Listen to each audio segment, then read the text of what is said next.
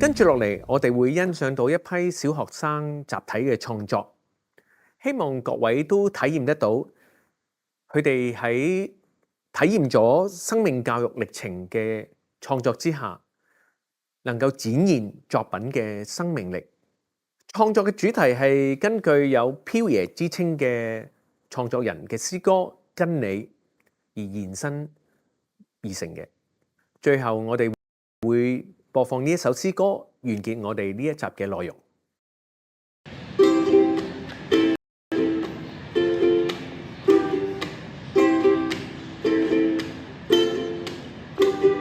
Hello，我係何文偉。Hello，我係劉超儀。Hello，我係郭建晴。今年我哋參加咗藝術競辦小組，我哋會分享我哋嘅經歷同埋嘅感受。我哋就係負責演繹呢句歌詞，佢就係叫做眼淚流過，請緊記禱告。Hello， 大家好，我係李欣娜。Hello， 大家好，我係馬靜怡。呢個作品係源於我哋學校第一次舉行咗一個叫藝術創作競辦小組。呢個係我哋小組嘅第一個創作。呢個創作嘅意念係來自一首詩歌嘅，而詩歌嘅作者阿飄亦都嚟過我哋學校去分享佢嘅創作心得。我哋呢個作品係好特別嘅。我哋喺製作嘅過程入邊，我哋分咗唔同嘅小組。而唔同嘅小組要深入咁認識佢哋嘅唔同嘅歌詞，之後就用圖畫設計喺一個圓形嘅結構上面，之後再一步一步咁慢慢將歌詞轉成圖畫表達出嚟。之後經過老師嘅協助，我哋完成咗呢兩組嘅作品。呢個作品曾經喺香港第4屆你的名在全地何其美呢個大型嘅基督教展覽度展示過。而我哋兩個負責嘅歌詞就係讓我心跟着你，足夠我回味呢一句歌詞。呢一句歌詞帶咗俾我哋好多嘅感受，例如我哋覺得我哋可以好放心咁樣將我哋自己交託俾上帝，而上帝都會一直咁照顧住我哋，幫助我哋。之後我哋自己都會好開心嘅感覺。另外，我哋亦都好中意不怕路很長，仍是你的羊呢句歌詞。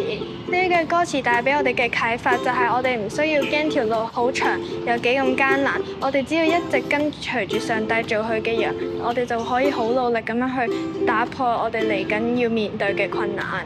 我哋之前對基督教藝術嘅印象就係我哋淨係可以加入聖經故事啊、耶穌主嘅一啲元素入去入邊，唔可以加入自己嘅想法。但係不過我哋參加完呢個活動之後，我哋發現呢個印象係錯嘅。我哋加入咗呢個活動之後，我哋先發現其實呢個活動唔係需要我哋將好多嘅耶穌或者基督教嘅元素加入去，其實更多嘅係要我哋自己對基督教嘅想法去話入去。而我哋都好希望其他人可以因為咁樣而了解到我哋對基督教嘅想法同埋其他基督教嘅故事等等。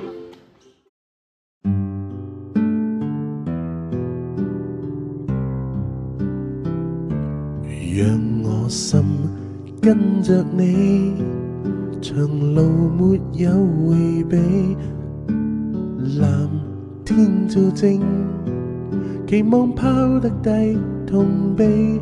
讓我心跟着你，足夠我回味，琴聲是美，衷心的唱歌聲讚美，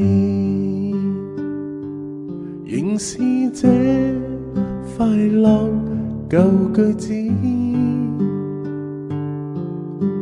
輕輕唱，輕輕拍和，容我傳遍大地愛歌，無論路是多麼崎嶇不重要，明白世事再苦也要記得笑。路很長，藍的四面牆，眼淚流過請緊記禱告，無論命運是多麼崎嶇不順意，明白結局最終看到你心意，不怕路很長，仍是你的羊，抹掉眼淚躺於你身